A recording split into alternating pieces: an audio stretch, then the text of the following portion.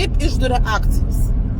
Dabar čia cirklė paleido ten tokią naują kaip programą, kad tipo, ten kuo dažniau lankaisi, ten visokios nuolaidos kaupėsi.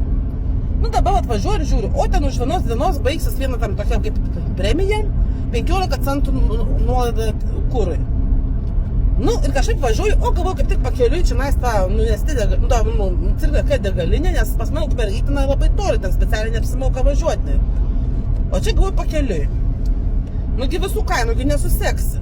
Nu vis tiek 15 centų, nu vis tiek nemažai, žinai. Ir nu kažkur kainavo man €40. Ir ten šalia, dar kažkiek pavažiavus, yra Neste degalinė. Šiaip jinai visada būdavo pati pigiausia, ten prie Lidlo, kur va čia jau link Karamėlavos važiuojant.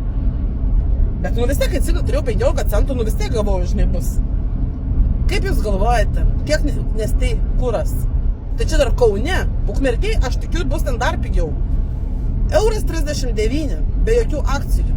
Tai aš dar jeigu būčiau pilusis Neste degalinė ir būčiau panaudojus nuolaidų kortelę, aš dar būčiau už €30 turbūt prisipylus.